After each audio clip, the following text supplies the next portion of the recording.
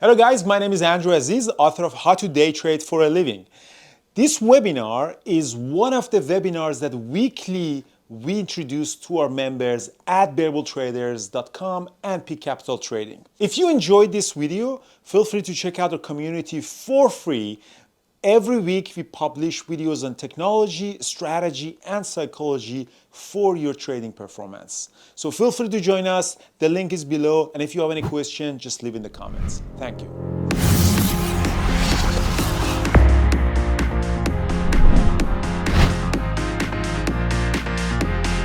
All right, guys, great. Sorry for keeping you waiting, but here we are finally. So I'm Avi, and I've been waiting for a while to give you guys this presentation, so it's going to be fun. I'm going to talk about a couple of different elements that I think are really important to find results, notably setup and execution. I'm going to break them down, and hopefully you guys can get something out of it. So first, a little disclaimer. I'm sure you've all seen this before. No one here is licensed to tell you what to do with your money. And in my opinion, even those guys who are licensed, I recommend you be careful with them. So it is your money. You decide how you put it to risk. And, it's all up to you in the end. All right. So a little bit about me. That's the best picture I've got of me in the last 38 years. So that one sticks. Born in Sri Lanka, grew up in Dubai, spent the last 20 odd years in the United States, and moved back to Dubai not long ago, about a year and a half or so. I studied at Embry-Riddle. I was a pilot. I was a flight instructor. I enjoyed that. That was a lot of fun in the early 20s. And then I got involved in some businesses, family business, digital marketing, a few different things.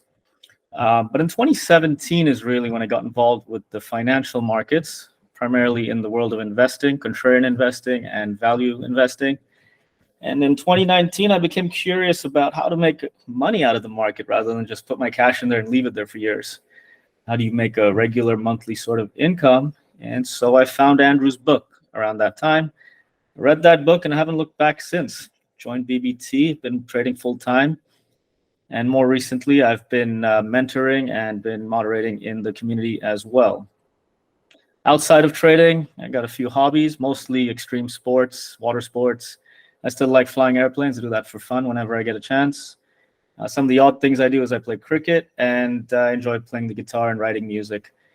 And my absolute priority is my two kids. So I spend a lot of time with them. And what's nice is day trading allows that. Once you get day trading to work for you, you can have a lot of time freedom as well as financial freedom. So you can actually go out there and do stuff you like to do rather than grinding it away 10 hours a day. So that's a nice little bit of motivation there. All right. First, a little philosophy, if you guys don't mind, before we really dig into it. The 80-20 rule, something that I firmly believe in for sure, and it applies very significantly to day trading in my experience and with what I've seen with the people around me.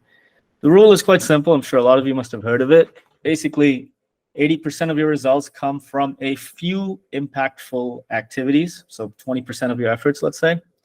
And then 80% of your efforts and time and energy only gives you about 20% of those results. So those really are a lot of trivial activities, a lot of trivial work.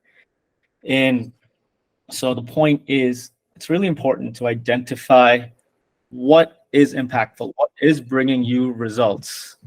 Yeah, you read that book? Good stuff. It's a great book, yeah. So the key is to identify what is bringing you results and then double down on that. Do more of what works and less of what doesn't work, less of what consumes your energy and your time and you're just drained and you didn't get anything out of it. So I like to identify what are the impactful things in pretty much everything I do, whether it's sports or playing music or whatever it is, and day trading for sure. And day trading is a tricky one because there's a million different magic indicators out there, right? So you got to figure out what you are able to use, what you are able to perceive, and then double down on that. Get really good with that stuff. So we'll dig into a few things here in a minute about how to use the 80-20 principle with day trading. But I really would like to emphasize this today because you guys here in boot camp, you're going to get a lot of information and you got to go through it all. And it's all good stuff and all of it works. But what works for you? That's what you got to figure out. And so, it's a really important thing. Again, it's not just day trading, but a lot of things in this world. So here are just some examples. Again, I just want to emphasize it. Examples of the 80-20 principles in the world around you. Just look around you and you'll find 80% of a company's output is produced by 20% of its workforce. 20% of your knowledge used 80% of the time. I mean, there's plenty of experience or examples here. Like 80% of the wealth is owned by 20% of the population. I mean, these are things that we know to be true. And again, just look at the world around you. You end up wearing your 20% of your clothes 80% of the time. I mean, these numbers are not precise. They're approximate. Just kind of give you an idea of what is really important, what is impactful, and therefore important to get into that. So now I hope I've got you guys believing in this. And having said that, let's get into a little bit of day trading stuff with this philosophy in mind.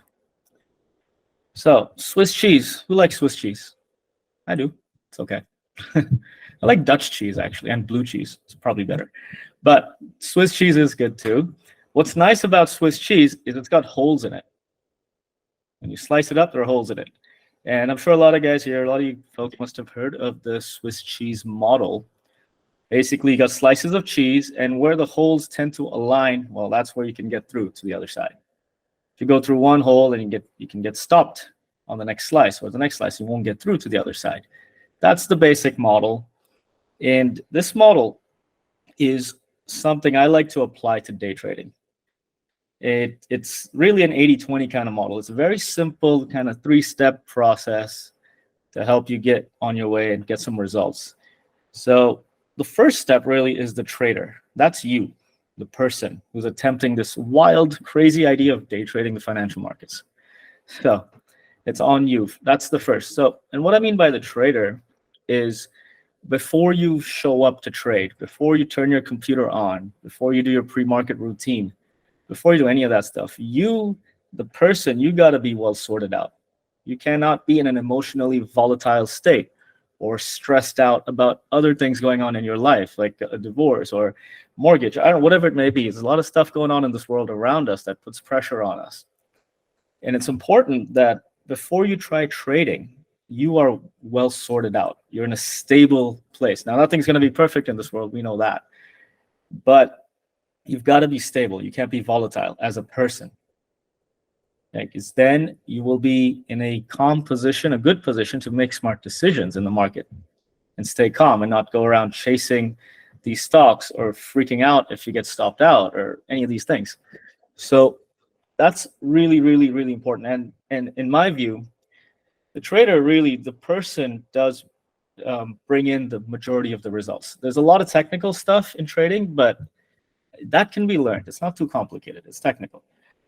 But the person, how do you manage yourself, your emotional intelligence, your state of being, your regular routine, that stuff. Now, that stuff, if you can be really consistent over a long period of time, you'll find that you'll actually be emotionally more consistent, which leads to you pressing the hotkeys at the right time and place. It's amazing how it all comes together. You got to understand that when you go to the financial markets, it's a very triggering experience. Stocks move, people are making tons of money, and you see it in front of you. People are losing tons of money, you see it in front of you. It's very triggering. You want to get involved, you want to take a trade, you want to do all this stuff.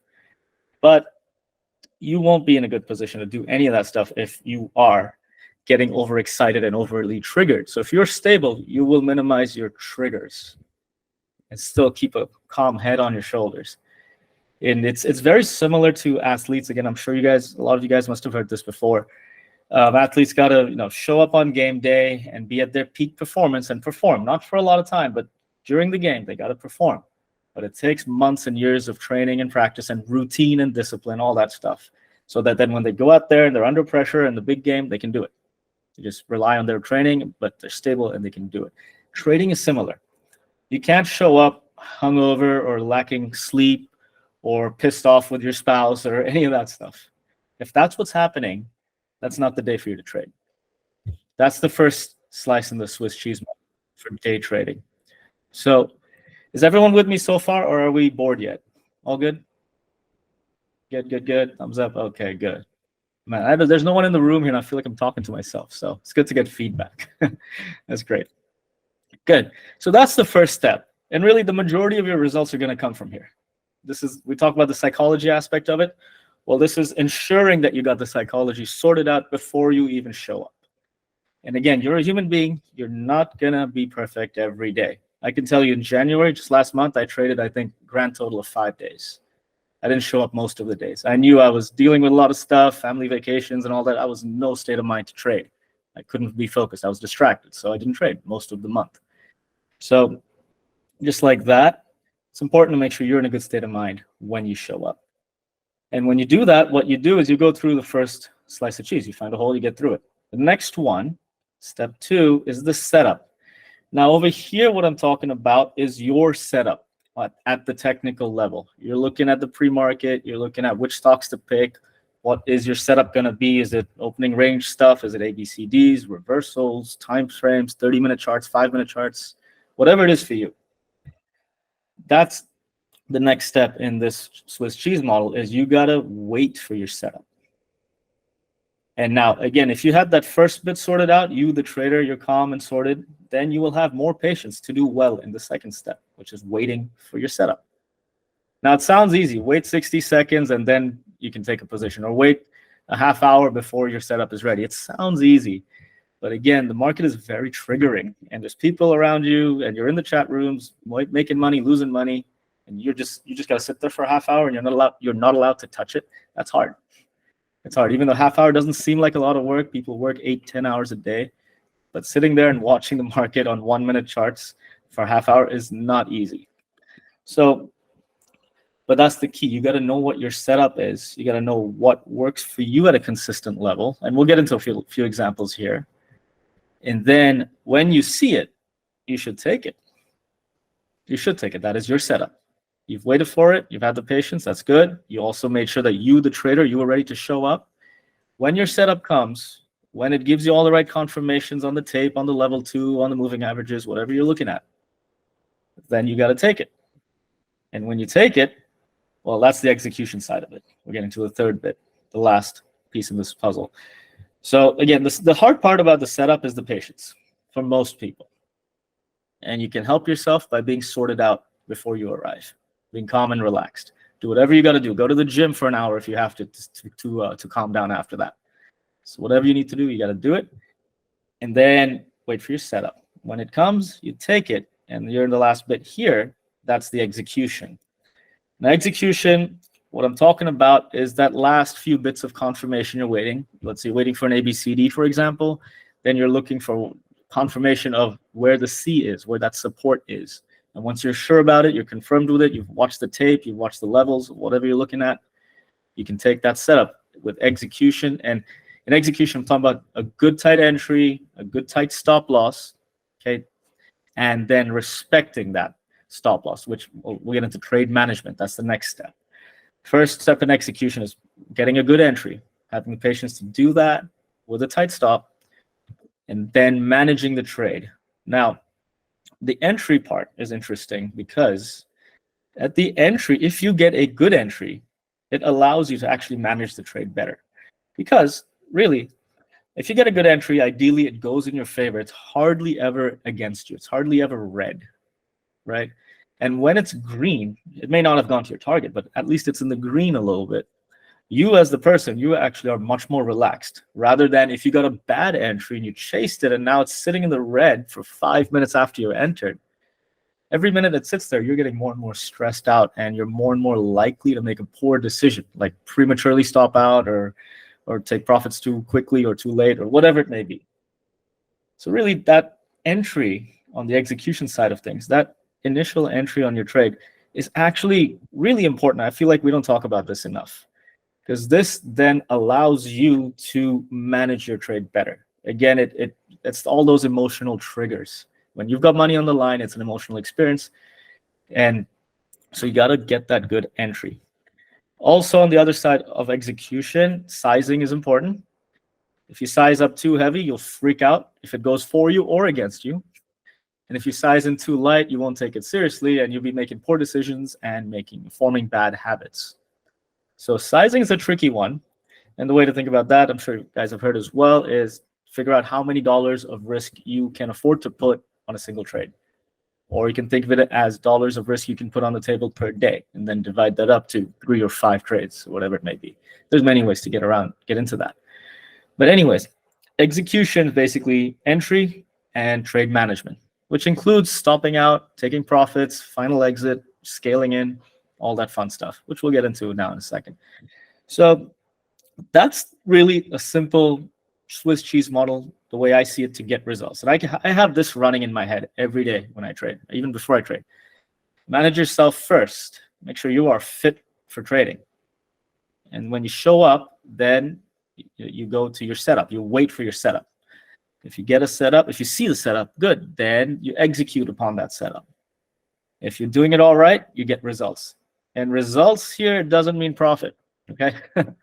Because even if you get all this right, the truth is you'll make a loss half the time. You'll stop out. You might lose 50% of your trades. Very realistic. All right, but because you execute well, you manage your risk well, you have a stop loss in place, and you respect it, then what happens is when you have one that works for you, you're getting 3-to-1 or 5-to-1. So you can stop out 2 or 3 times and get one to work, and you've still made money. Okay, so on a single trade, results doesn't mean it was green. Results mean you did the process correctly. Also, stopping here and not showing up when you realize you're not fit for trading is doing the process correctly. Also, showing up and then waiting for your setup and not seeing it, therefore walking away, you've done the process correctly. Also, seeing your setup and then not executing on it, it didn't give you an entry, or you missed the entry, so you didn't take a trade, you've done the process correctly. All of this is risk management, basically. And the biggest part really is the trader. It kind of starts here. This determines a lot of things. It determines how you proceed on the second and third steps. So this is really the mental model. This is what I use all the time. I work with my mentees. I talk to them about this all the time. And just, you got to constantly evaluate yourself as you go through this. Have I lost anyone yet? Are we still good? Still here? Thumbs up, down? Good, good, good. All right. Cool. Thank you, thank you. All right. So with this in mind, this whole Swiss cheese and stuff, man, I'm getting hungry. Oof, get some cheese. With this in mind, let's get into some trades and have a look and see what's what. Huh? All right. I'm going to talk to you now about setup and execution. Now we're on to the technical trading stuff. Previously, it was more the psychology. So basic setup here, the way I see it, AMD on a 30-minute chart, it's range bound. There's a bottom there and a top there. Now the bottom is fairly simple to figure out. It's bouncing off there, it's bouncing off there, it's bouncing off there, it's bouncing off there. It's got a couple of little wicks there, 169, nice round number. There you go. There's the bottom. The top, well, in this case, on this day, it shot up, settled down over there, closed there, and opened a new candle there. But it did reject there as well later in the day. And then the next day was right about in that area as well. So about 171.5, just about there, approximately. Now, this is not as clean as the bottom. So as you're looking at a range and you're looking at levels, if I'm looking at this, I have more confidence in the bottom holding rather than the top, because it's a little bit iffy. It's a little unsure. I'd still like to see 1 or 2 firm rejections from this 171.50 area to trust it. So I need to be able to trust it if I'm going to trade off it. Right? So the setup here is now it's range bound. And now we're in the pre-market here. The market's about to open. What is it? 9:15 when I took the screenshot. On the previous day, it came down to the bottom, which it told us this was the bottom of the previous day. It closed right about the bottom. It did bounce before the close. Post-market, it kept bouncing off that bottom, 169. Pre-market again, post-market again, it bounced, and then pre-market, it shot up above yesterday's close, this black line. Now, that's interesting.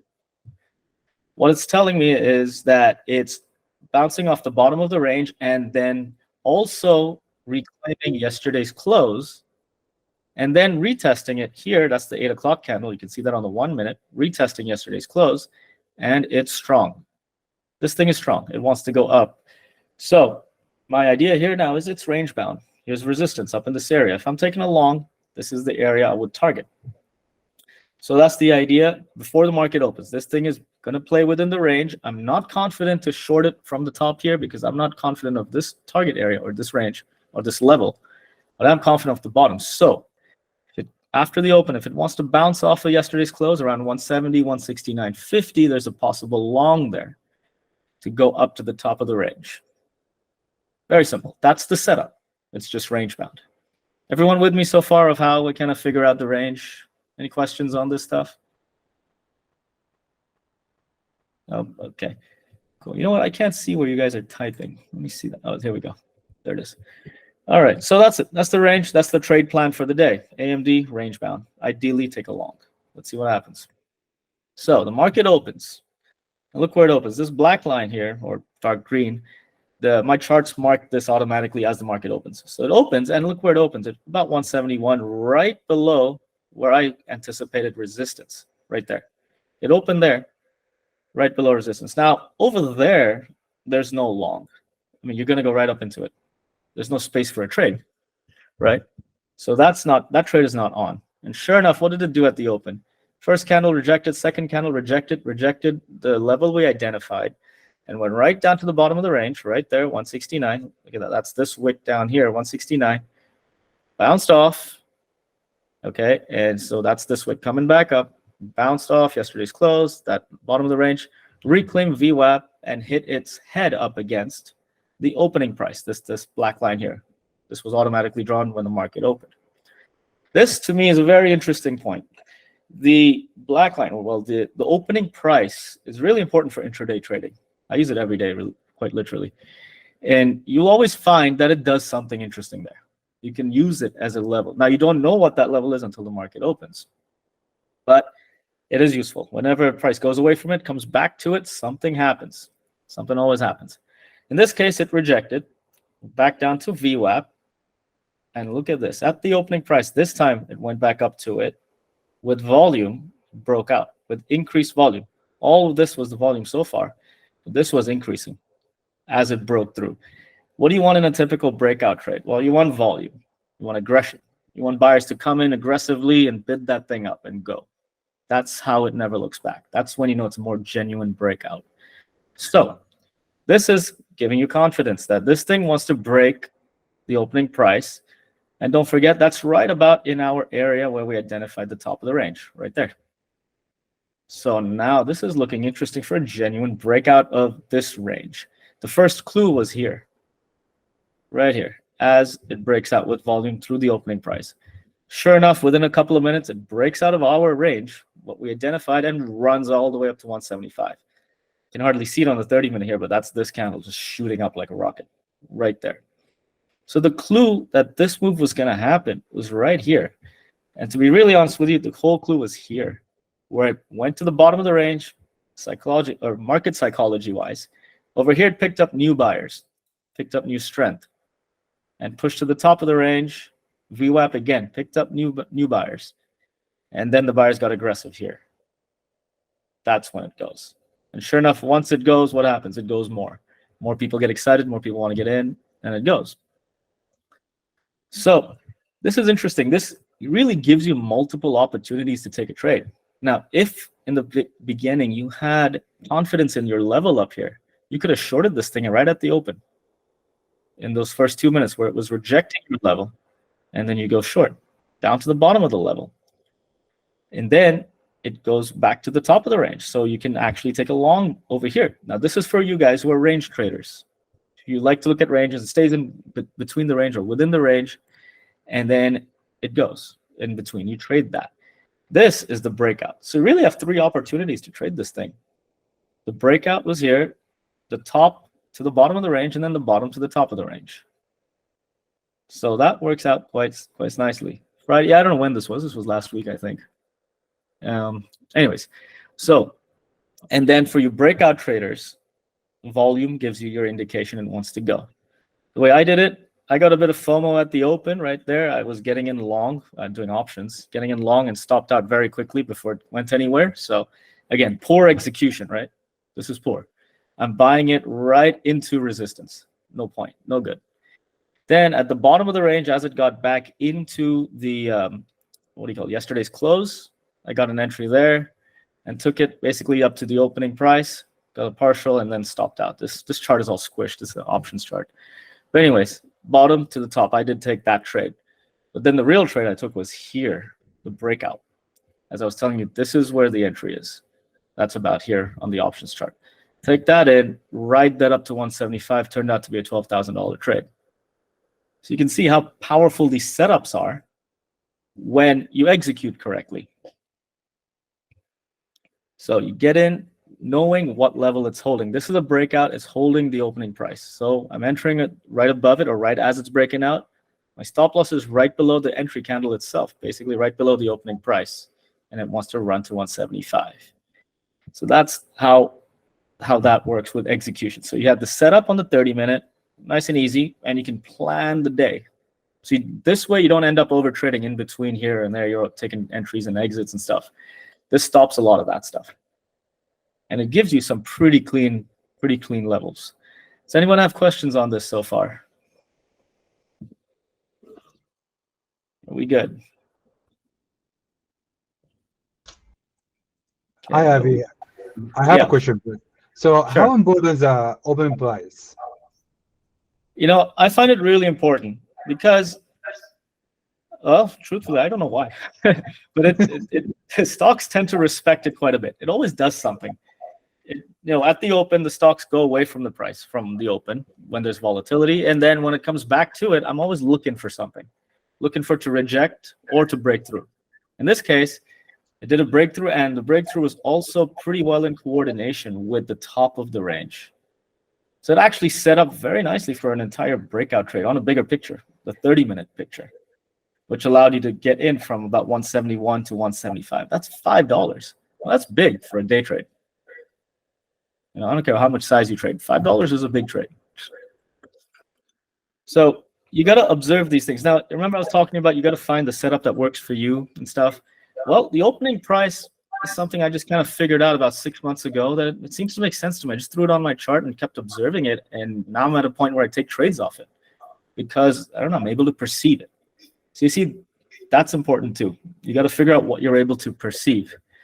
A lot of people like the level 2 or the cam pivots or whatever it may be. Again, it's a matter of putting it on your chart and going through some back testing, going through some trial and error, and then seeing if it works for you. And when you have confidence, you can trade off it. Does that make sense? Yeah, thank you. Yeah, sure. Cool. Any other questions here? Sorry, who's got a yeah? I don't have the opening price on my chart, and I definitely have a bunch of other previous day close and stuff like that. And I was just wondering how you think the open price line and how price reacts to that compared to previous day close, because I mean guys in BBT call it the king of all levels, the previous day close. So which I mean it definitely is a powerful level. Do you have any thoughts on that? Yeah, I use them both, the previous day's close and the opening price. I find them equally important. And if you look at this chart particularly, look where it bounced off approximately with the volatility right off of the previous day's close. That's this dashed line here, right? And I did take a trade right off of that down here, getting a long. And then you get another opportunity up here at the opening price. Now, what's interesting I found is when they're at the same place, previous day's close and the opening price. What that's telling you is basically overnight didn't do anything. It went up, it went down, maybe it came right there. So that sometimes sets up for a lot of volatility right at the open. I'm talking about the first 10 seconds you might find an entry if you trade the open that way. Right. Sometimes I get those trades. And because if it is, let's say, strong off of that level, which is previous day's close and opening price at the same place at the same time, I have more conviction to go with it. And so I'm going with that, going long with that. Or if it's rejecting that, I'm going short with that. I love to see a wick. Like it goes up, for example, comes right back down, shoots down quickly through the level within the first 10, 20 seconds of the open. And I'm taking that short if I see that. Right. So I do find it to be quite powerful. It is respected quite a lot. A lot of times you'll see volume at these levels too. I mean, look at previous day's close, increased volume, opening price, increased volume. That gives you even more conviction. Right. So yeah, they're very valuable. Yeah. Thank you. Sure. Anyone else?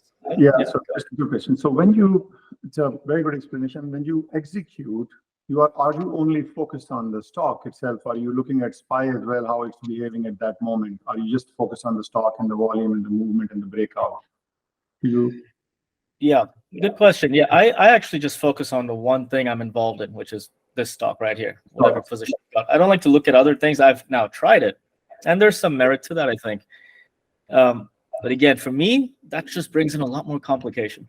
I get confused.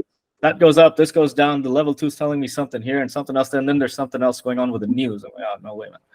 I'd rather shut it all off, put on some classical music, and do this. It's not too complicated. That's what's happening with me, actually. I mean, the stock's moving in the direction I thought it would move, and then the SPY is falling, QQ is falling. I'm like, oh my God, everything else is falling. Yeah. Okay. That's a good point. You see, now this is where you got to have conviction on your trade. So, for example, the way I get conviction is I look at this chart, the 30-minute chart, and I find big levels here. In this case, I found it here and here, 169 and around this 170, 150 area, right there. So I have conviction to take trades off of those levels. I don't have conviction on what the hell's going on with the SPY and Jay Powell and his announcement. I honestly don't have a clue.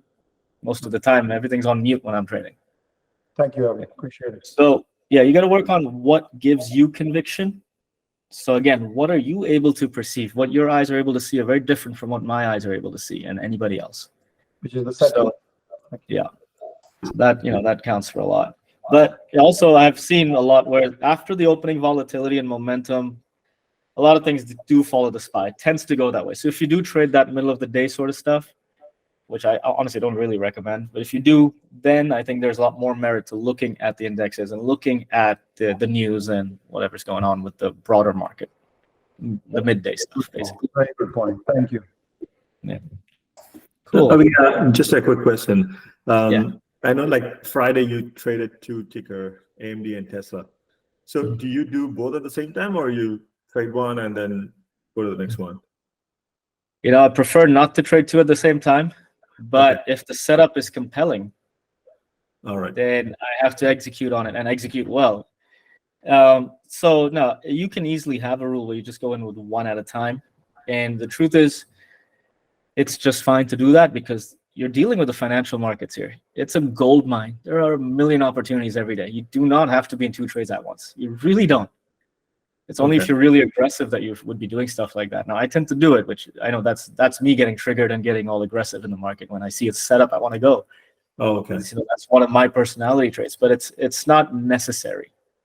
The key is risk management. And if you put on a position and then you're not watching it, well, there is a way to trade that way. If you're looking at a 60-minute kind of time frame, you get in and you come back and check it out an hour later. Okay, maybe that. But if you're trading the 1-minute chart, it's best you just pay attention to it. Even just type in your hard stops and your limit orders and profit orders, but still just watch it because it is a 1-minute chart. Things can change. Volume could suddenly come in and the whole complexion of it could change. Your whole thesis might go wrong. Over here, this breakout, it may have stalled out at 173. I don't know. So I would have had to stop out, and I did take partials in that area. As it turned out, it did run. Well, the reason I took these earlier partials is because I don't know if it's going to break out further from these levels. This is what a couple of days ago high right there. Yeah. I don't know. That was all just, you got to watch it. So if you're watching 2 or 3 and then the SPY, now you're getting all confused. Yeah. It's too much. Okay. Yeah, got it. Thanks, Avi. Yeah, sure. All right. Good. So let's get on to another one. Everyone ready for another one? Or sorry, got another question here. Dave, is it? Avi, how many contracts do you take like at one time? I'm sorry, your voice was muffled there. I couldn't hear you. How many contracts do you take like at one time? Oh, contracts. Yeah, that depends. Like on this one, this is approximately $1 or 50 cents. I might get in with 100 or 150, maybe 200 contracts on something like this because the price is low. Now, something that's a $3 contract, I might go with 50. I think Meta was a 3 today, and I took 75 with this out this morning, something like that. So, Avi, these contracts are same-day expiry or the next week expiry, or how is that? it's the earliest expiry that's expiring this Friday. Oh, the Friday. Okay. Yeah. So if it is Friday, then you take it for the next Friday? Well, I do take it expiry on the day, that's 0 day to expiry. But I rarely trade on Fridays for that reason, actually. And for also, I like to spend Fridays spending time with my kids and stuff. So only if I really see a really good setup in the market, everything looks really good, then I'll sit down and trade for an hour on Friday. But usually I don't trade Fridays. Don't trade Again, Friday. If you do it on Monday, Tuesday, it's the Friday expiry. Yeah. Okay. Yeah, just the earliest You expiry. never keep it overnight, right? Do you?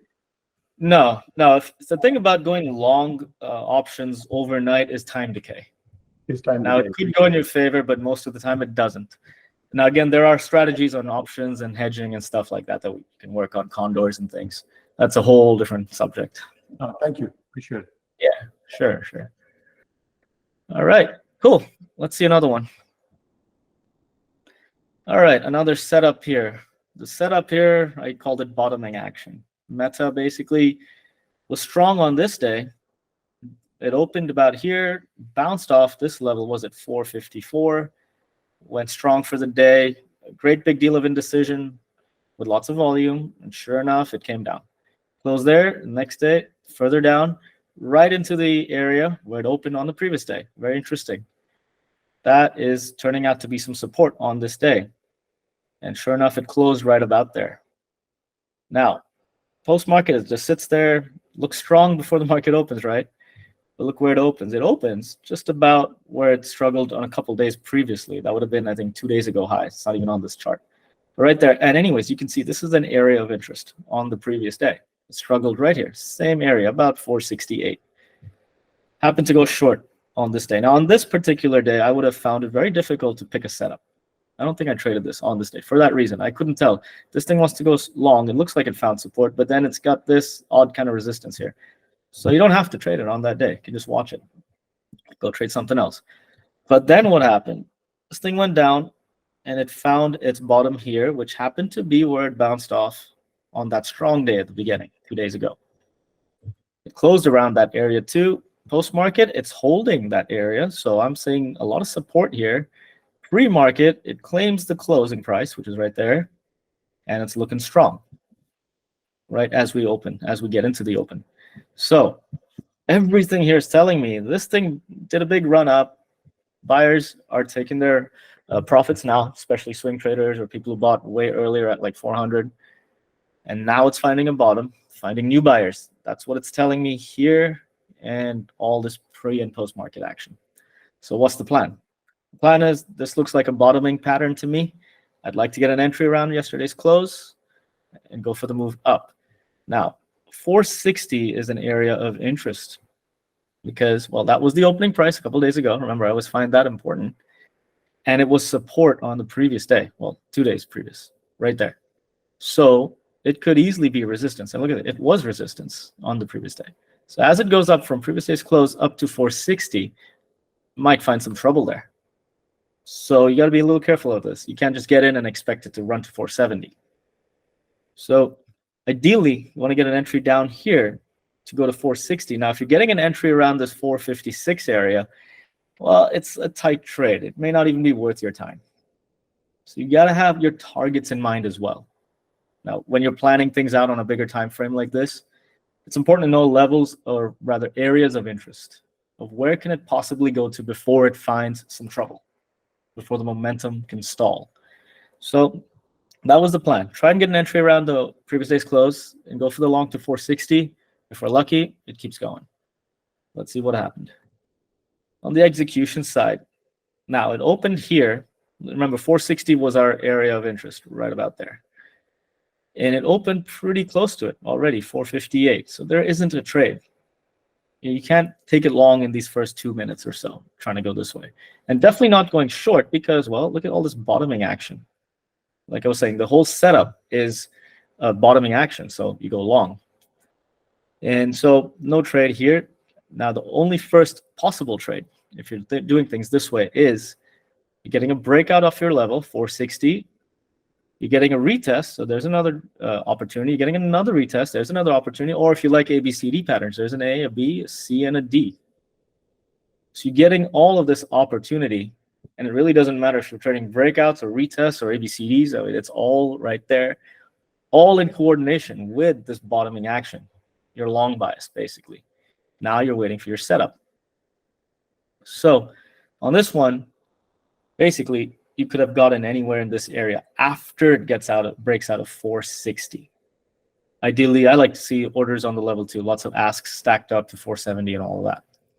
So on this one, so I didn't get in early, and I actually missed the whole consolidation area here. I think I was doing something else or trading something else. And then it finally broke out of this 464, which is the previous day's opening price right there. I have that also auto-marked on my charts. So again, opening price, I find it quite important, especially today's opening price. But then the previous days also can have some significance. So what's the thinking here? This thing has already made quite a big move. Do you think it's going to go more? Well, I was convinced because I was seeing volume come through on the breakout. I was seeing orders on the level 2. I was seeing the tape accelerate. There was so much going on telling me this is a genuine breakout.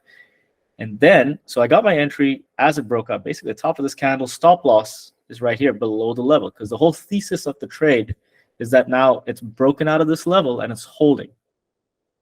As long as it's above the level, I'm in the trade. If it's below, I'm stopping out. So what did it do here? It consolidated, it held above the level, in which case I got more confidence that this thing is really holding this level, so I added in more. Got in even heavier, right in that area. And I had 470 in mind as a target, looking at the level 2, looking at the charts here, area of interest, great big number. That's where I got those partials. Basically, I held it, I didn't partial on the way, just kind of took it to the target. That's the setup. Sorry, that's the execution. You see, the whole setup was here. After it went up and came down, did all this stuff on the 30-minute chart. Then you're looking for confirmations on the 1 minute and then execute. I execute on options. You can execute however you like. But execution with tight risk management, keeping your targets in mind. That turned out to be a $20,000 trade. So not too bad. Any questions on this? Straightforward? Everyone good? Oh, sorry. Looks like someone wants to join the call. All right, here we go. All right, so anyone here? Sorry, did I hear someone ask a question? Can you Yeah. explain what happened on the Tesla trade on the same day? Yep, that's coming up. That's next. Before we get to that, anyone else? Oh, all right, there we go. So anyways, the whole point I'm trying to share with you here before we get to the next one is setup and execution. The setup is here on the 30-minute. The execution is here on the 1 minute. Now, this is just the way I do it. Okay, you can have a whole different setup and execution, but what's important is that you are clear in your mind about it. You know exactly what you want to look for. And when you know what you want to look for, when you see it, you will have confidence to put money at risk on it. That's the whole thinking. Really important there. All right, let's get into the next one. Tesla. All right. So on this one, the setup I was looking at was a breakout of 190 right there. So what's going on here? Let's have a look.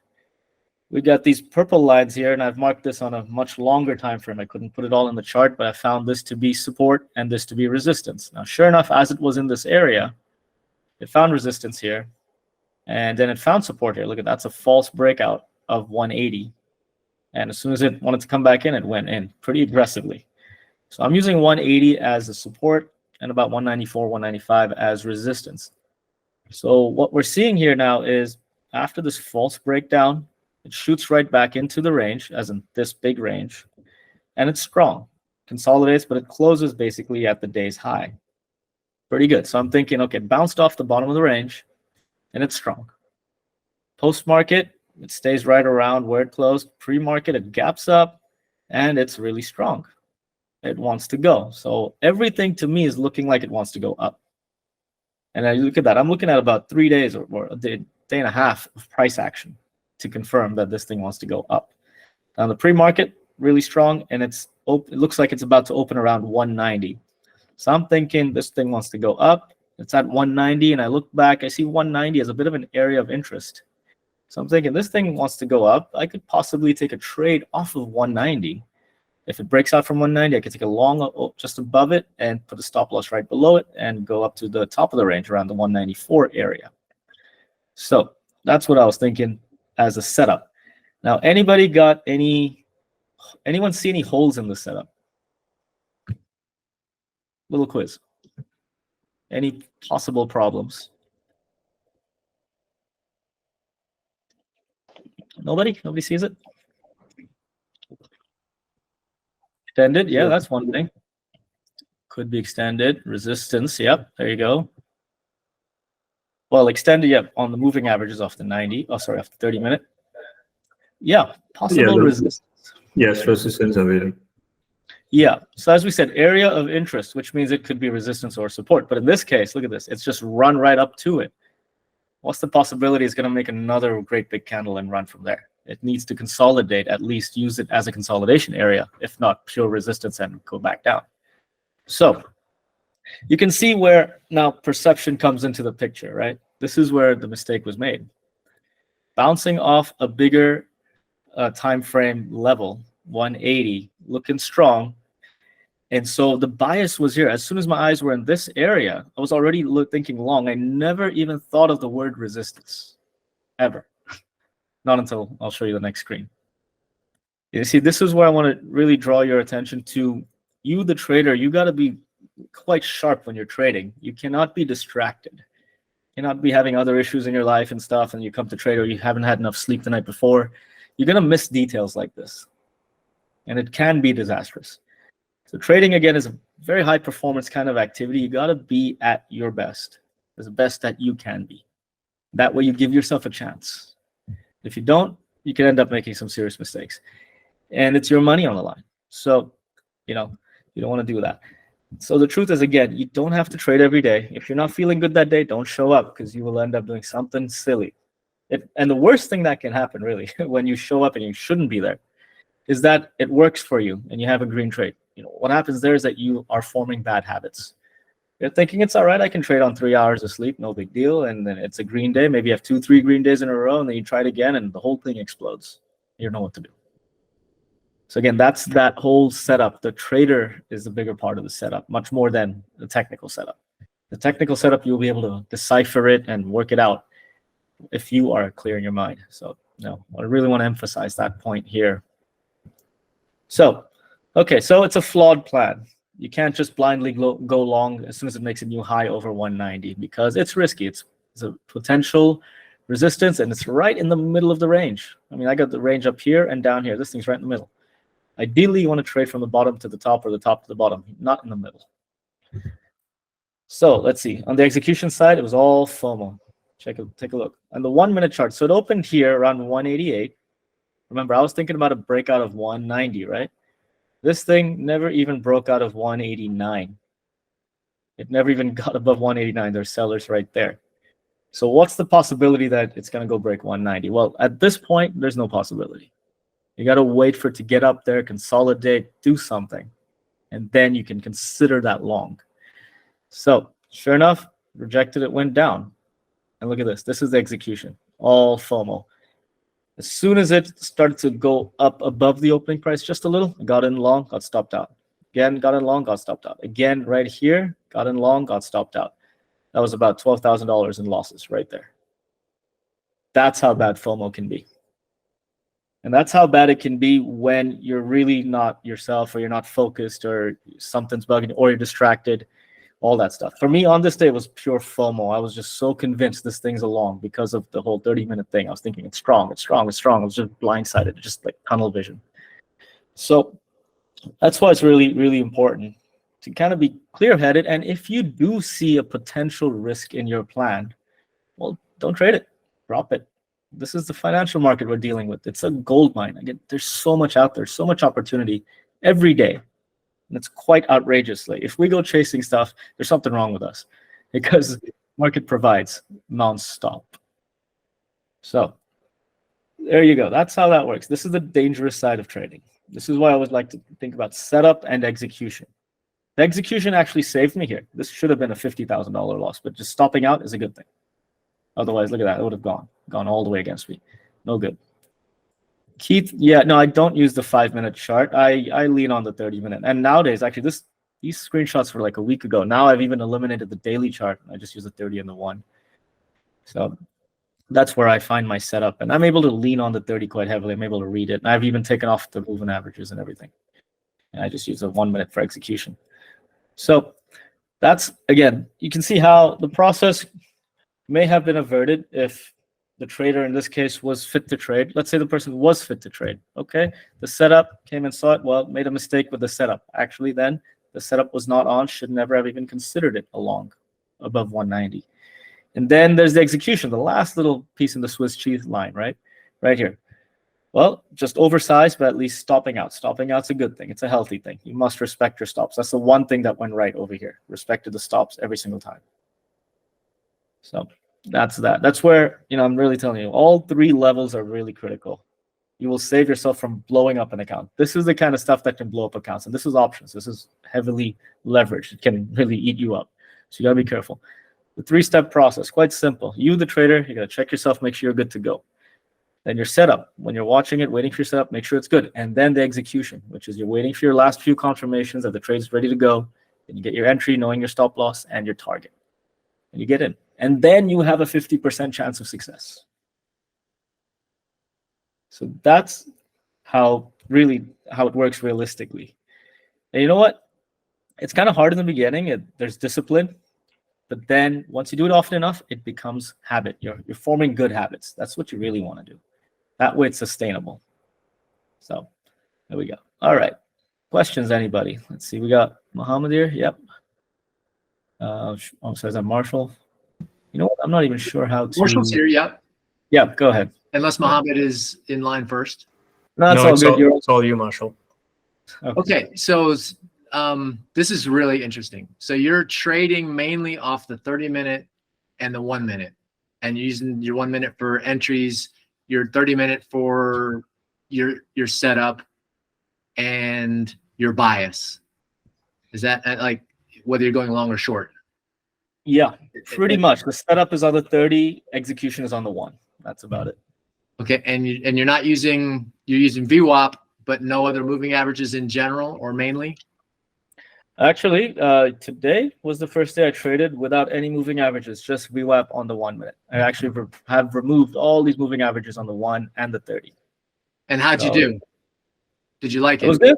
Yeah, it was good. It was fun. It was actually clean and easy. It was fun. Okay. Today was good.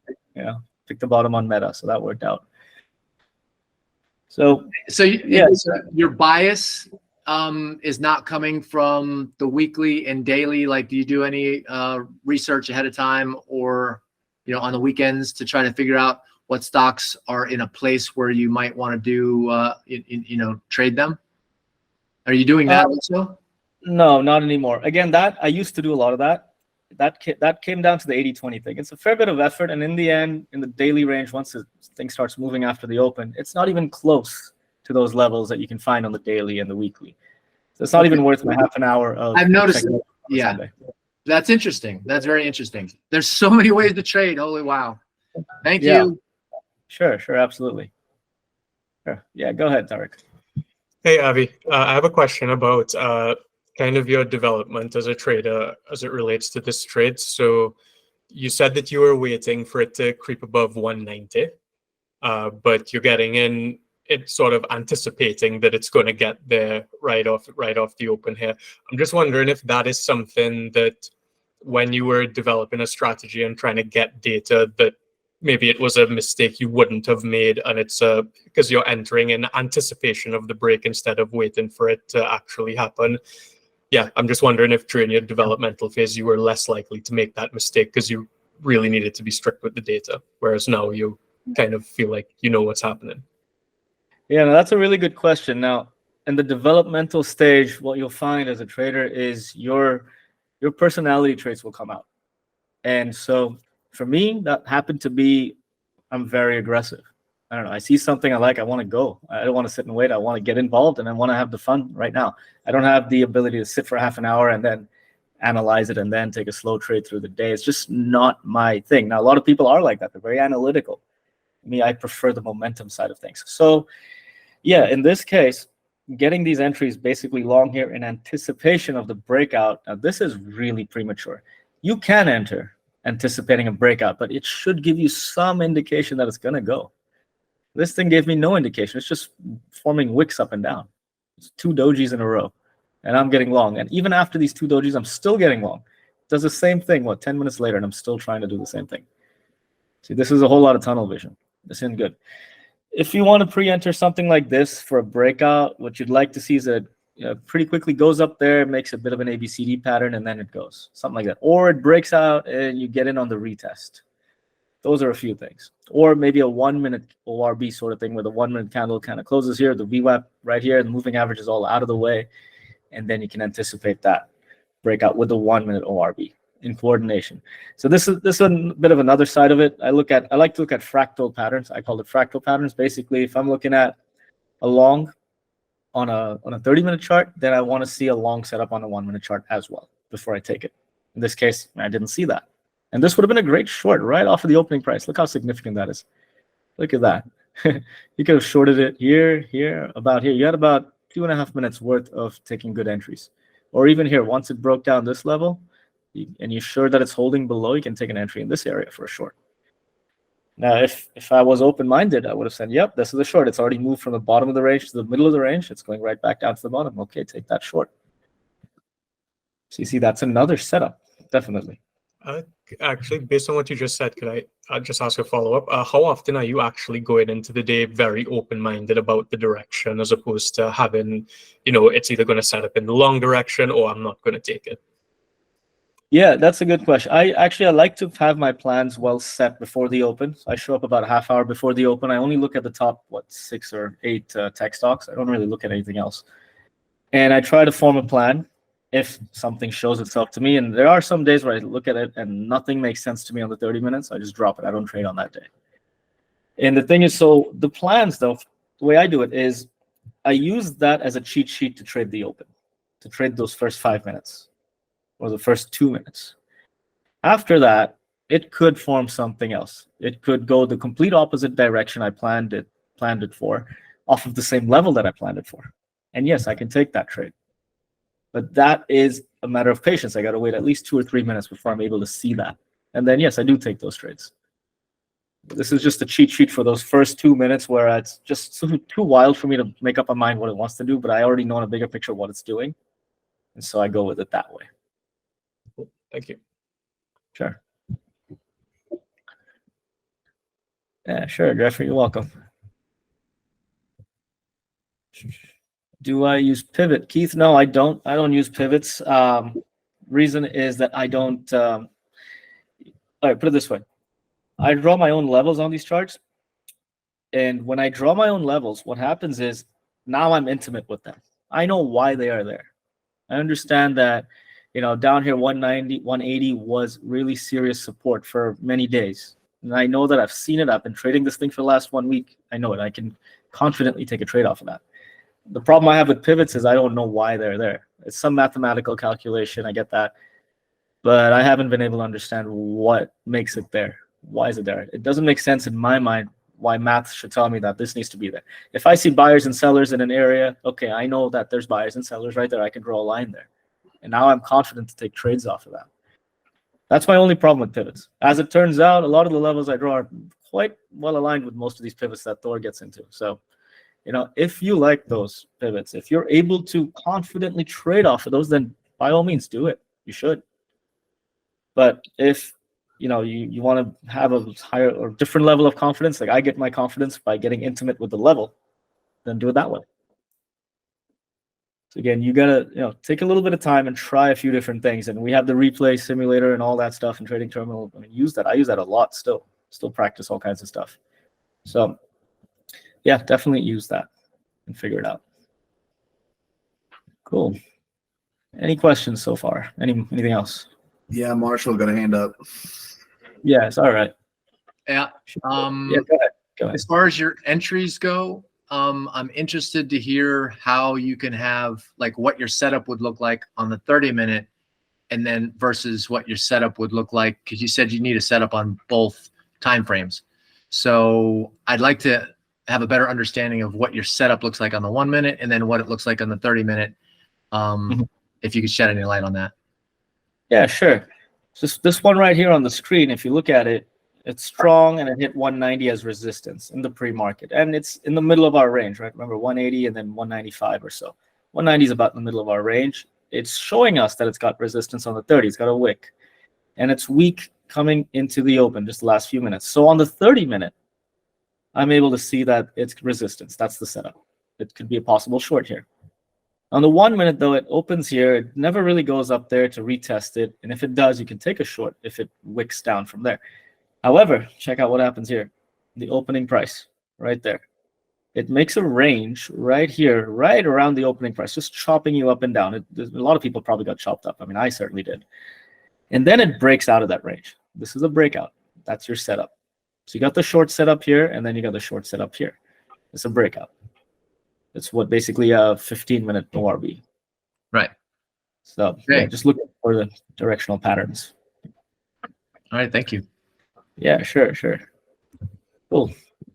Any other questions on this, guys? Yeah, go ahead. Yeah, Avi, not necessarily on this. I would like to ask you, what was your process, or like, let's say the beginning stages of how you got to, I guess, your strategy, I can call it, you're using right now with a 30-minute, with a 1 minute. Like, what did you start out with, and how did you find, okay, like these two charts are kind of like, yeah, my holy grail, and this is what I really need. I'm gonna simplify it to those two. Like, how did you get to that? And were you one of those who's like, oh, I'm gonna just trade Andrew's 1 minute ORBs or opens or whatever, and then you're like, that doesn't quite work. I need to find something else. Like, what was the process for you? Well, that's a good question. It was a very expensive process. My losses were well into the six figures when I first started. It was crazy. I lost way too much trying to learn this stuff. Very silly. Shouldn't have done that. But yes, just like everybody else, I did try to copy Andrew back in 2019 when I started. And yeah, made a great big mess. I couldn't figure it out. These moving averages and 5 minute, 1 minute candles and charts. And I tried all kinds of things. I even tried the background to be black on my charts. That way I could see it better, but no, that was a bunch of crap. So tried a lot of things. And then slowly the evolution was basically just listening to a lot of the other guys in the room who are very experienced. Like they have 5-10 years more experience than I do. And they're doing stuff. And everybody's got their own unique way and style in doing things. The 30-minute is something I stumbled upon, I'd say about 12 months ago. And it's been really useful. What I find is good with it is, well, put it this way. Prior to this, I was messing around with a 60-minute. And the problem I had with a 60-minute, well, two problems. One is that the 60-minute candles opens at 9 and then closes at 10. And the market opens right in the middle of that. Then the volume gets all screwy. And I can't figure it out. It just makes a mess in my head. So I couldn't figure that. And also, the other thing is the 60-minute candle, you only have like 7 candles in the day or whatever the hell it is. It's not much. I can't even pick a pattern on that. It's not enough. So then I was like, well, I tried the 30. I think it must have been Paras or someone in the room was talking about the 30. So I gave it a go. And I liked it because, for one thing, the open time is 9:30. Great. That works. It's a bigger time frame, significantly bigger, where the candles are big. And if you can plan trades on bigger candles, you get bigger moves. So if you're planning this candle, there you go, you get a big move. So I like that part of it. I realized I was able to decipher this sort of thing. So I've been using it for that reason. And also, again, there are enough candles in a day where you can pick a pattern if you are trading late in the day. Or, I like to use the whole overnight thing. So when I show up at the open, I can look at 4 or 5 days of action and then make a plan on it. Yeah, it's nice and simple. I like it. And I can show you my screen now. We can actually open up the live market, and I can show you how I've simplified it without moving averages. And now it's come to a point where I just basically use flat horizontal levels and 30-minute, 1 minute, and the VWAP on the 1 minute, which I feel like is going to be out of the way soon too. So, and you gotta go through things, give it a fair chance, and in the process, don't lose too much money. Lose a bit, paper trade, whatever you got to do. You got to trade live so you can get the feel for it, but you don't want to blow it up. You don't want to make 6 figures in losses. Okay, let me tell you that. That's not appropriate. It's not fair to yourself.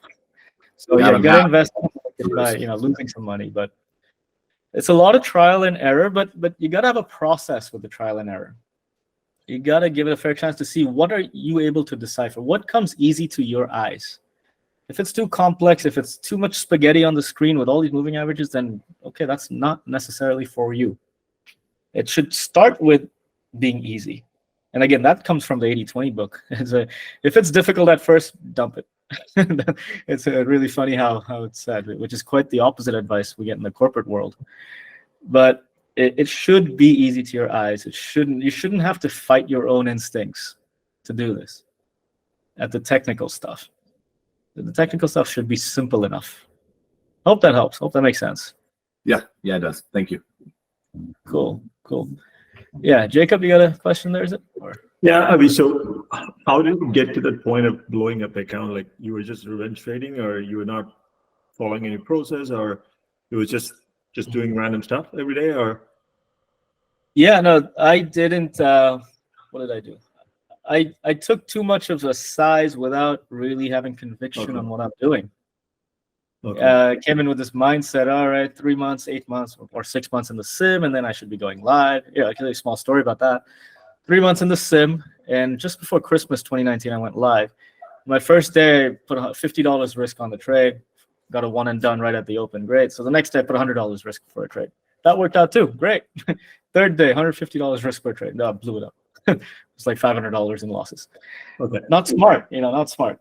So yes, again, I know that I have that aggressive streak in me where I get very excited very quickly. Mm-hmm. So I have to have my trade book that can take advantage of that trait. So you got to identify your own personality first. So what takes advantage of it is, well, one thing, options is great because they move so fast. It's exciting, great. It aligns with the pace I like to work with.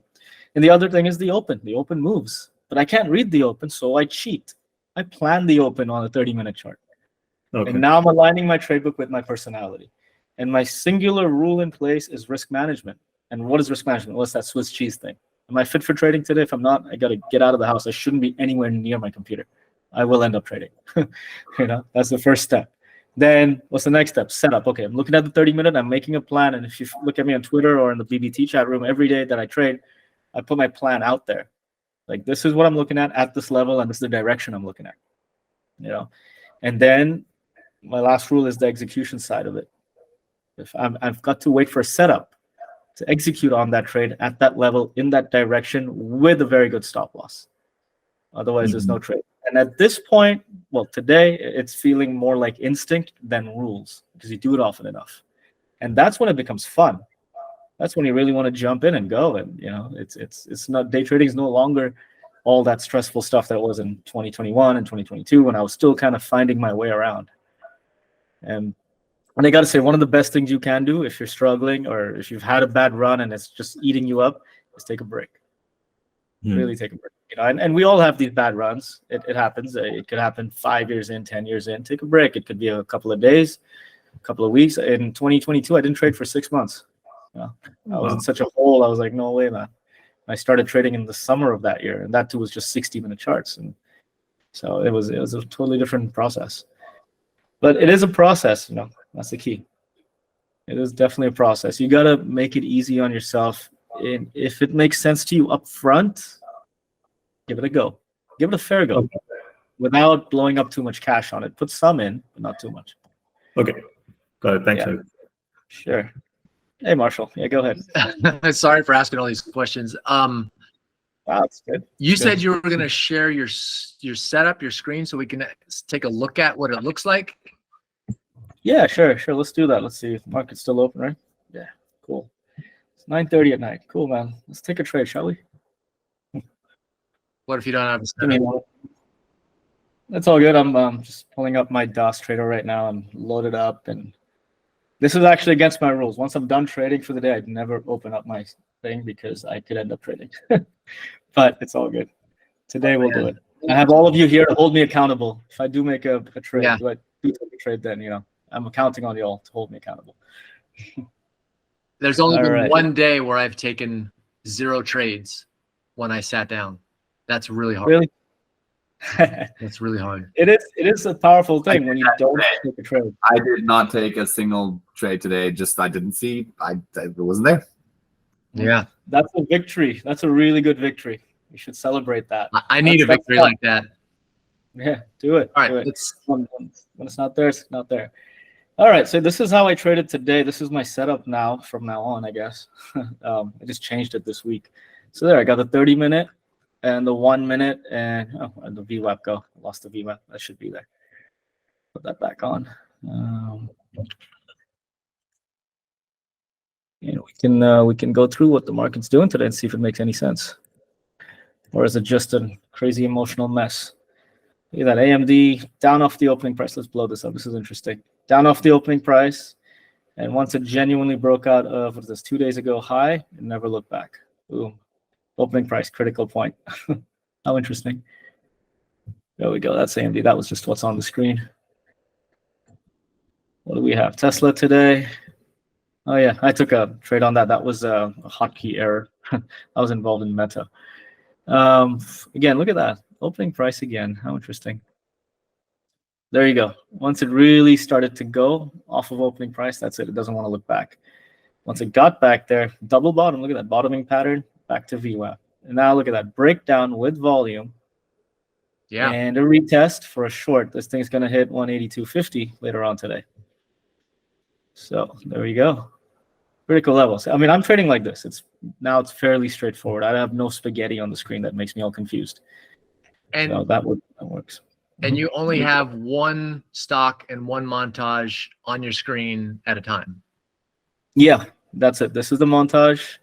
And I can only stick one on here at a time and trade one at a time. I do have the charts up on other screens. But so you yeah, that's occasionally glance at them. If a setup is getting close, you're kind of checking them. Yes, exactly. And then pull in the ticker to the montage here. Okay. All right. And then go. And even the same thing with options. You just pull in the option. Okay, great. Question as well, Marshall. In continuation to Marshall, the green and the yellow is pre-market high and low. The green lines. Green and the yellow green lines. Which green lines are you talking about? I don't see the green lines. The 184 and the 182.5. Oh, okay. Here, yeah. This is the opening price. This dark green line. Yeah. Opening price. This is a level that I marked on a 30-minute chart, okay. 182.5. Let's have a look and see why. So the 184 is like the pre-market high, or? No, it's the opening price. It's right at today's open. That gets auto marked when the market opens at 9:30. Yeah. Do you mark it, or it's a price marker? That's a price marker. Yeah. Okay. It's automatic price marker. I have this one and the previous day's open as well, which is here in this case. Okay. Got so I use those two. And there you go, 182.5. Yeah, area of interest from a few days ago. Look at that. Perfect bounce. So I was thinking as it comes down, it could bounce from there. It did in the pre-market. And yeah, this thing looks like it may want to test that later today. If the weakness continues. Honestly, I don't anticipate the weakness continuing much. It's just more of a hype than anything else. The whole market's bound to bounce. So yeah, that's that. If you want, I could show you. Anyone want to see anything, or we could analyze something? Are you updating your price levels like as often as you see you need to? That's basically when you update your price levels, like the lines you're putting on there? Yeah, basically as needed basis.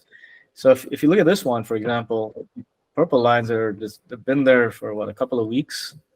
Like over here and here. You go further back on the daily, I believe 180 was a level 2. So these lines have just kind of been here. And I've drawn a few other ones in between. These orange ones, like down here when this happened. But that's about it, really. Yeah, hey, Nathan. Come on the mic. Hey, what's going on, buddy? All good. How you doing? Have you scheduled one of those taxis yet? Because Brian nominated you to be one of the first for those new air taxis. Oh, did he? Oh, I'm going to have to message him. I think he'll pay for it. Yeah, I'll happily fly anything that flies. No problem at all. Just come sit in the back seat, sip champagne, no problem. We'll go. When I come visit, that's what I'm expecting. So awesome. Yeah, we'll go. We'll land it on the helipad at the top. Eh? That's good fun. Cool. Yeah, we could look at. I traded Meta today. That was my trade of conviction. So let's have a look. It's been sitting in this range after it had that big gap up. And I found a bottom here. What was it? 454. The top right about here, about 480. It's been kind of sitting in this range. And today, yesterday, it hit the top, came down, and with all the news today, it came right to the bottom. I was looking for a bounce in this area, this 454 area, because that's where it has bounced before. And so that was my trade plan. Basically, look for a bounce. It's got to bounce somewhere. Meta was the most interesting, actually, to me. I think I had AMD on my mind as well, but Meta was most interesting. And so what did it do? Right at the open, there it was. it was basically a doji. It wasn't sure where it wanted to go at from the opening price, but I was sure it's not going to go down to that level I'd marked way further down. It's kind of sitting here. And if it really goes down there, then it's actually kind of weak. Why would I go long at that point? After watching this doji, I'm like, you know what? I don't think this wants to go. But then it was strong. This began to look like a 1 minute opening range breakout. So I got involved here for a breakout of the high of the first candle. And then as it started to get through VWAP, I added in here. Now, when I got in here, my stop loss was down here below the opening price. As I added in above VWAP, my stop loss was just below this candle right here. And now I'm in a pretty heavy size, and it took it up to, what is it, about this area, 164, I think. Let's have a look. Should be here. Yeah, so that was about just over $5,000 on Meta. And yeah, these are the executions. There it is. That's it. Got in, added in, and partialed all the way up. So the options are great because look at this. You're in at about $3, $3.20 or so, and you're selling at $5. I mean, look at the return on investment. I like it. So yeah, that was Meta. And that was actually a lot of things did that today. You could have traded almost anything that way, just bouncing off of the opening price. There it is. Look at NVIDIA. Another typical 1 minute ORB kind of setup. If you're into that sort of thing, there's a long here, opening price, stop loss right below, and off you go. And as soon as you get more confirmation it's holding VWAP, you can add more. You may have got stopped out here. If you didn't, no big deal. If you did, okay. We could have gotten back in right after it never closed below VWAP. It would have gone. Let's see, where did it go? There it is. Yeah, 715. Nice round number. Beautiful. What else did it do today? Oh, look at that. It kept going. Anyone get this? Anyone trade today? This would have been fun. Yeah, NVIDIA would be great. So yeah, there's kind of how you trade. Well, that's how I trade. Nice and simple. You got some? Oh, Caesar, Dave, cool. Yeah, fun stuff. Fun trade over there. What else did anyone trade today? Get some good stuff in? 3R, Caesar, cool, man. Yeah, you know, the thing is with the news that came out today, the way I saw it, it's, what is it, inflation numbers are higher, whatever it is. It's not going to last. Everything just sold off, and all I'm doing is looking for a bottom. It was one of the easier days. Going on. Biggest loss today. Oh, boy. Did you go short, Dave? Is that what happened? Because the shorts kind of were tricky. Oh, ARM. Oh, yeah. Now, there's another thing in day trading. You can trade all these volatile stocks with catalysts and all, or you can stick to a few tickers that you eventually get to know really well. That's what I do now. I just stick to these few tech stocks and trade options on them, and options chains are good on them. You can get in and out, and they provide plenty of opportunity. I don't need to go hunting around for stocks and play and stuff like that. It's every day is the same thing. It's Tesla, NVIDIA, AMD, Amazon, Meta, Microsoft, Apple, Google. I hardly touch Apple and Google. So there you go. That's how that goes. Cool. Where were we? Here we go. All right. Oh, yeah. Back to the presentation. Sorry. Got totally distracted. Anyways, so yeah, for trading and honestly for anything, it's, this guy said it, Charlie Munger, and also it's in my experience that really the best way to get something is to become the person who deserves that something. So you don't go out there trying to chase indicators and stuff in the stock market.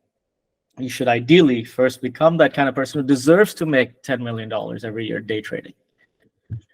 So what kind of person makes that kind of money? Well, this kind of person's got discipline, resilience, risk management. I mean, all of those things, emotional intelligence, all that stuff. So you got to kind of imagine what would it take? What kind of person deserves this?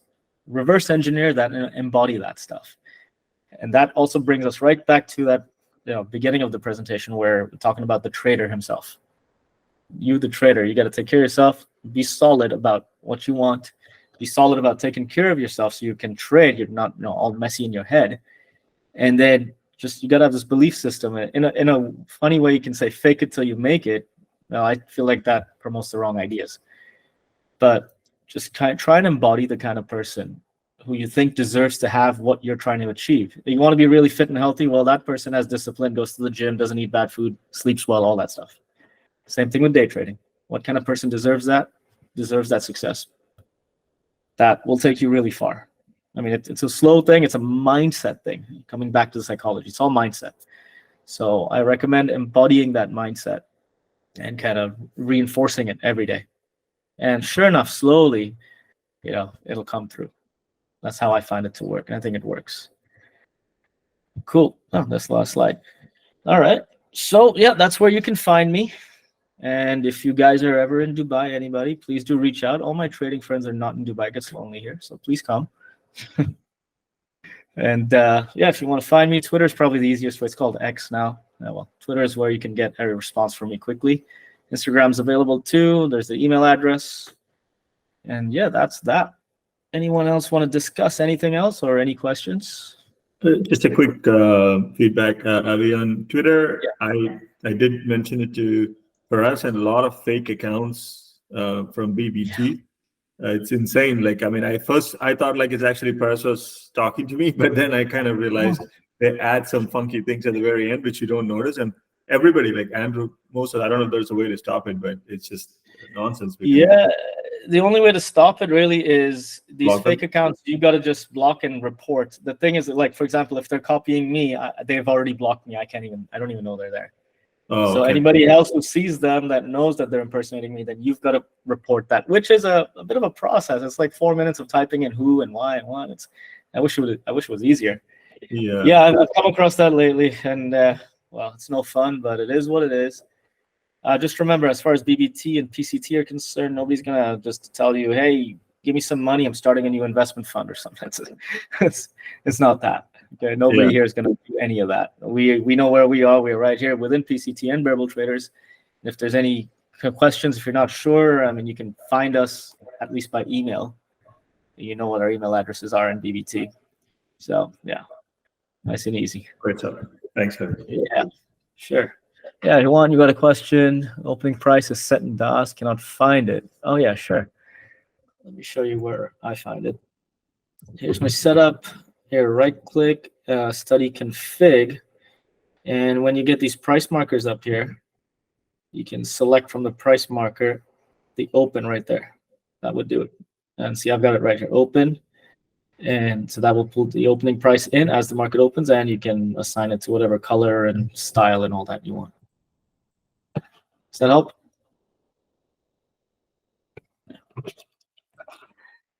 Yeah, sure. You're welcome. Yeah, the community is great. I'll be honest, I wouldn't be here without this community. I am here only because of what Andrew and everyone has created over the years, and I'm kind of like a late participant. I only started trading in 2019. So this is great. Everyone's great. It's not just the experienced guys, but everybody else too. Everyone's got their own method and mindset, and I've made some fantastic friends through it, not just moderators, but everybody. And just going to meet with everyone whenever we get a chance to. Like, we got the Vancouver thing coming, but even outside of that, we have these meetups where we've met plenty of times, just getting to know each other and stuff.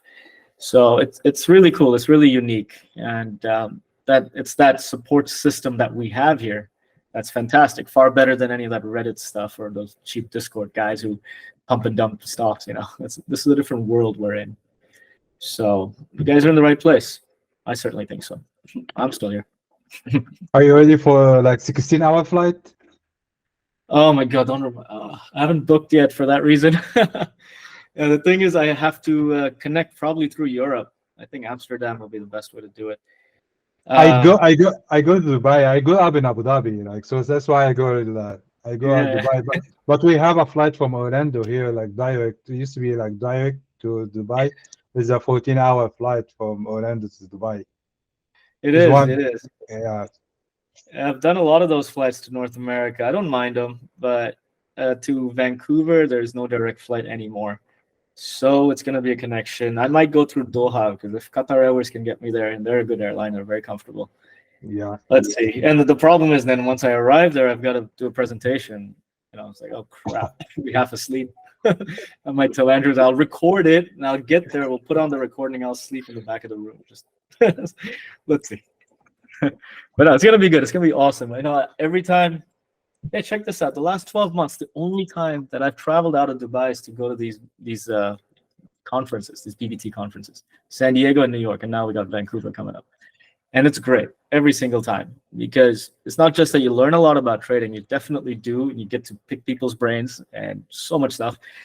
But in this business that we do, you really are sitting at home all alone in front of your screens. Not to have that human connection and really just connect energetically with everyone who you see every day online. It's a big experience. And we're doing something that's quite difficult to do. And it's really kind of like an oddball counter pop culture thing. You know, we're sitting at home in our pajamas and day trading. So really good to connect with everyone else who's doing it. And again, the group is fantastic. So I strongly recommend come on out whenever you can. We got Vancouver around the corner. And this is going to be super, really super. Good. Cool. All right. Who else is here? Sorry, who's still here? Let me see. We had about 50 to begin with. I mean, we got 37. Cool. Yeah, Marshall, you're welcome. Cool. So we got a question here. Sorry, this is my first time using this platform, so I'm still trying to figure it out. Yeah, sure. You're welcome. No problem at all. This is a pleasure for me. I love this. I love to get out there and talk with people. You don't find me often in the BBT chat room because it's about this time at night normally, so I'm usually in bed. So, yeah. Anyways, all good. So if we've got no other questions, well, you know where to reach me. You guys are doing great with Bootcamp. Keep up the good work. Keep up the hard work. And again, reach out anytime. I'm happy to chat, happy to answer questions. Email, Twitter is probably the easiest, but yeah, you know where to find me. I'll stick that up on the screen here for a moment. Get this out of the way. There we go. So there you go. That's where you can find me. And please don't come to Dubai trying to stalk me. Let me know if you're coming. I'll welcome you. Don't stalk me. Okay. All right. Very good. So awesome. Thanks, guys. It's been great. And I'll see you in the bootcamp and in BBT and in Vancouver. Don't forget. All right. Cool. Take it easy, guys. Talk to you all soon.